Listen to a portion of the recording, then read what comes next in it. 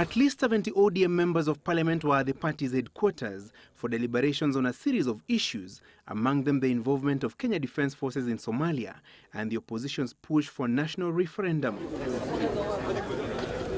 Party leader Raila Odinga led the calls for the immediate withdrawal of KDF forces in Somalia and an audit of the Kenyan soldiers who have perished since the Operation Linda Nchi kicked off in October 2011.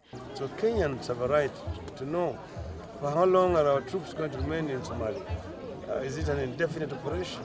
And this is not something that can be left discretionary just to the executive in our country. But the parliamentary committees on national security and defense have faulted Odinga for playing politics on serious national issues. They should not behave in a manner that can be perceived by Kenyans that they actually sympathizers of Al-Shabaab. Because when they say, they speak the same language, Al-Shabaab are saying KDF should pull out of Somalia. Al-Shabaab are saying the same thing. I mean, really, we must draw the lines between what's happening or what the core leadership is saying and what Al-Shabaab are saying. Odinga claims that the government was cagey on details of the Somalia incursion and that the wave of terror attacks in various parts of the country that has been attributed to the Al-Shabaab terror group was as a result of KDF's stay in Somalia. So we see coffins coming back and Kenyans are saying why.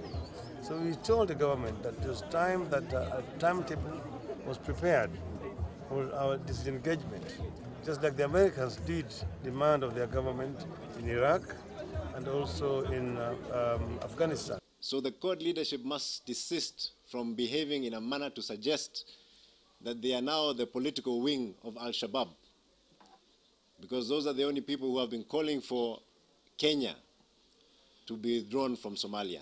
During the ODM parliamentary group meeting, Odinga was urged to kick the whip on errant party members and lawmakers perceived as Jubilee coalition allies. The ODM parliamentarians took issue with their colleagues who had skipped the called pre-Sabasaba rallies across the country. Odinga was asked to invoke the provisions of the Political Parties Act to deal with errant lawmakers. The referendum is not just a court affair, it's a Kenya people's affair.